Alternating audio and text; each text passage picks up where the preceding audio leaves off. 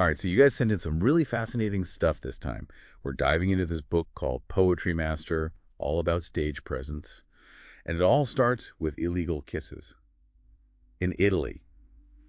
I'm not sure I see the connection, but I'm definitely curious to find out where this is going. Well, let's just say this book takes a pretty unusual approach, starting with this anecdote about a town where PDA can cost you a hefty fine, like actually illegal. 500 euros for a kiss. That's one expensive smooch. Yeah.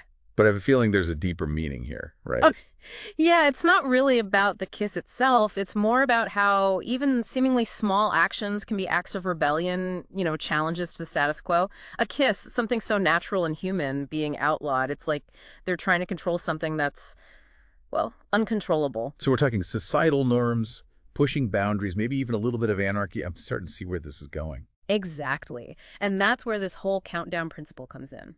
The author argues that by creating tension and then subverting expectations, you can captivate an audience in a way that's both unexpected and unforgettable. So, like, build them up just to knock them down. Yeah. That sounds kind of manipulative, doesn't it? Not necessarily. Think of it more like playing with anticipation. Have you ever watched a movie where you thought you knew it was going to happen and then, bam, the plot twists? That's the countdown principle in action. It's about keeping your audience on the edge of their seats, wondering what's coming next. Okay, I get the appeal. No one wants to watch a predictable movie, or listen to a boring presentation for that matter. So how does this countdown principle work in something like a poetry slam? That's where things start to get really interesting. Well, think about what a poetry slam is. Raw, emotional, unpredictable. Performers pouring their hearts out, sharing their stories, and the audience is right there with them, experiencing every word. Okay, I can definitely see the potential for some tension and surprise there. But how exactly does this tie back to the whole illegal kissing thing? It's all about defying expectations, taking risks. The author sees a poetry slam, much like that forbidding kiss in Italy, as an act of defiance against the conventional, the expected. It breaks the mold, challenges the status quo, and forces you to pay attention. That's where the power lies. This whole idea of defying expectations, taking risks, is not just limited to poetry slams or, illicit smooches. The author argues this element of risk is essential for any truly captivating performance. Hold on, are we saying that every presentation needs a makeout session to be considered captivating? I'm pretty sure HR wouldn't be too thrilled about that. Not quite, haha. Think of it more like this. When a performer takes a risk, they're putting themselves out there. They're making themselves vulnerable. And that vulnerability creates a connection with the audience. It makes them lean in, pay attention, and wonder what's going to happen next. It's like walking a tightrope without a net. The audience is holding their breath, wondering if you're going to make it to the other side. Exactly. That sense of uncertainty, that element of surprise, keeps the audience engaged. It's the difference between a predictable lecture and a performance that truly moves you. Okay, I'm starting to see how it all ties together. Yeah. Now, let's be real. Not all of us are going to be poetry slam champions or, risk-taking daredevils. How can we apply these principles in our everyday lives? For those of us who aren't trying to get fined for kissing in Italy. That's where the concept of stage presence comes in.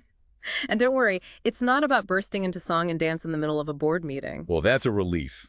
I'm not sure my tap dancing skills are up to par. The author defines stage presence as the ability to command attention through your authenticity, your confidence, and your ability to connect with your audience. And that's something we can all work on, regardless of our profession or personality. Okay, so it's not about being flashy or loud. It's about being genuine and engaging. But how do you actually cultivate this stage presence? Is it something you're born with, or can it be learned? It's definitely a skill that can be developed. The author provides a whole bunch of exercises and techniques in Poetry Master to help readers develop their stage presence. Things like using your body language effectively, projecting your voice, making eye contact, even the way you pause and breathe. So it's like learning a new language, the language of captivating communication. You could say that. It's about being mindful of how you present yourself, how you use your voice and your body to convey your message. All right, I'm ready to enroll in this communication boot camp. But let's be honest, most of us aren't performing on a literal stage every day. How can we use these techniques in more, shall we say, mundane situations? That's the beauty of it. These principles can be applied to any form of communication, whether you're giving a presentation at work, leading a team meeting, or even just chatting with friends at a party. It's about bringing that same level of intentionality and engagement to every interaction. So it's like we're all performers, in a way. Yeah. just on different stages. Exactly. The author argues that by being more aware of our body language, our tone of voice, and the way we structure our message, we can become more effective communicators in all areas of our lives. Okay, I'm starting to see how these seemingly random ideas, forbidden kisses, poetry slams, stage presence, are all connected. It's about pushing boundaries, taking risks, and finding new ways to connect with people. And you know, it's interesting how the author uses such diverse examples to make their point. It's like they're saying that inspiration can come from anywhere, even from a small town in Italy with a peculiar aversion to PDA. It's like they're telling us to look for the unexpected, to find that spark of creativity in the most unlikely places, and maybe, just maybe, to embrace a little bit of rebellion along the way. But before we go full-on anarchist, let's talk about the ethics of all this. Because using these techniques to manipulate or deceive people is a whole other can of worms. You're absolutely right. The author emphasizes that the power of language and performance should be used responsibly. It's about creating genuine connections, sharing your message authentically, and respecting your audience. So it's not about putting on a fake persona or using these techniques to trick people. Exactly. It's about amplifying your authentic self, not creating a completely different one. The goal is to connect with people on a genuine level, not to manipulate them. Okay, that makes sense. Yeah. It's like the difference between a con artist and a truly gifted storyteller. One is trying to deceive you, while the other is trying to share something meaningful. And that's where Poetry Master comes in.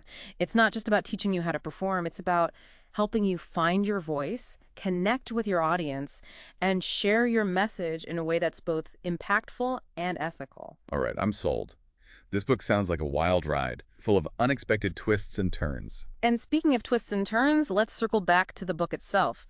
Does Poetry Master actually live up to its name? Does it deliver on its promises? That's the million-dollar question, isn't it? Can this book actually turn us into captivating communicators, or is it just another self-help gimmick? So it sounds like Poetry Master is more than just a how-to guide for performers. It's really about becoming a more effective communicator in all aspects of life. Yeah, and that's something we can all benefit from, right? Whether we're on a stage or just chatting with friends. But does this book actually deliver on its promises? Can it really help us unlock that inner charisma? Well, let's just say it's not a magic wand. You won't suddenly transform into a world-class orator overnight. But it does offer some really insightful techniques and practical advice. It's all about finding your authentic voice, embracing your vulnerability, and connecting with your audience on a genuine level. That sounds pretty powerful. But I'm curious, what about the book itself? Is it a dry academic read, or is there something, more engaging about it? It's actually a really enjoyable read. The author uses a lot of personal anecdotes and humor to illustrate their points. It's not just theory, it's real-life stories and examples that make the concepts come alive. Okay, so it's not just another boring textbook. Yeah. And what about the practical side of things? Does the book actually give you tools and exercises to put these ideas into practice? Absolutely. There are tons of exercises, scripts, and even prompts to help you apply what you're learning. It's not just about reading the book, it's about actually doing the work and experimenting with these techniques. So it's like a communication boot camp, but in book form. I like it. Yeah, you could say that. And the best part is, it's not just for aspiring poets or professional speakers.